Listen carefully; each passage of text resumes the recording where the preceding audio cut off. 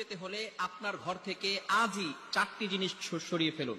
4টি জিনিস আপনার ঘরে রাখা যাবে না। যদি আপনার ঘরে 4টি জিনিস থাকে আজই সরিয়ে ফেলুন। যদি না সরান তাহলে আপনার ঘরে কখনো শান্তি আসবে না। 1 নম্বরে আল্লাহ তাআলা পবিত্র কোরআনুল কারীমের ভিতরে নিজেই বলে দিয়েছেন। পবিত্র কোরআনুল কারীমের 17 নম্বর পারা 14 নম্বর পৃষ্ঠা 14-15 নম্বর লাইন সূরাতুল হজের 30 নম্বর আয়াতের একটি অংশে আল্লাহ তাআলা বলেন, ফাজতানিবুর রিজসা মিনাল আওসান, তোমরা মূর্তি থেকে, নাপাক বস্তু থেকে তোমাদেরকে এগুলো থেকে বিরত থাকো। নাপাক বস্তু, মূর্তি এগুলো রাখা যাবে না। যদি আপনার ঘরে মূর্তি থাকে এগুলো থেকে দূরে সরে আসতে হবে।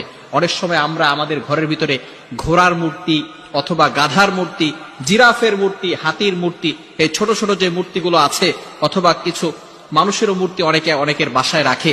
এগুলো খবরদার আপনার বাসায় কখনো রাখবেন না। মূর্তি রাখলে ওই ঘরের ভিতরে রহমতের ফেরেশতা প্রবেশ করে না, রিজিকের ফেরেশতা প্রবেশ করে না, ওই ঘরের ভিতরে কোনো রহমত বরকত থাকে না। আবার অনেক সময় আমরা ছবি টানিয়ে রাখি, এটাও আমরা রাখবো না। ভালো করে মনে রাখবেন, অনেক সময় দেখা যাচ্ছে যে ভালোবেসে নেইমার, মেসি, ইহুদি খ্রিস্টান যাদেরকে আল্লাহ তাআলা ফলো করতে নিষেধ করে দিয়েছেন, আমরা তাদেরকে ফলো করি এবং তাদের ছবি আমাদের ঘরের ভিতরে বড় করে টাঙিয়ে রাখি। খবরদার এই কাজ কখনো করবেন না, ভুলেও এই কাজ কখনো করবেন না। এটা রাসূল সাল্লাল্লাহু আলাইহি ওয়াসাল্লামের আদর্শ নয়।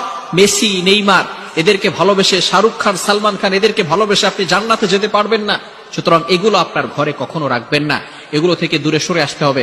আল্লাহ রাসূল সাল্লাল্লাহু আলাইহি ওয়াসাল্লাম নিজে বলে দিয়েছেন বুখারী শরীফের 5949 অর্থাৎ 5949 নম্বর হাদিসের ভিতরে আল্লাহ রাসূল সাল্লাল্লাহু আলাইহি ওয়াসাল্লাম বলে দিয়েছেন, লা তাদখুলুল মালায়েকাতু বাইতান ফিহি কালবুন ওয়ালা তাসবীর, যেই ঘরের ভিতরে কুকুর অথবা তাসবীর ছবি থাকে, মূর্তি থাকে, ওই ঘরের ভিতরে আল্লাহ তাআলার ফেরেশতারা প্রবেশ করে না, রহমতের ফেরেশতারা প্রবেশ করে না, রিজিকের ফেরেশতারা রিজিক নিয়ে প্রবেশ করে না। এজন্য সব সময় চিন্তা করতে হবে মূর্তি ঘরে রাখা যাবে না। সে যে কোনো মূর্তি হোক না কেন, মূর্তি ঘর থেকে বের করে ফেলুন। 1 নাম্বার, মূর্তি ঘরে রাখা যাবে না।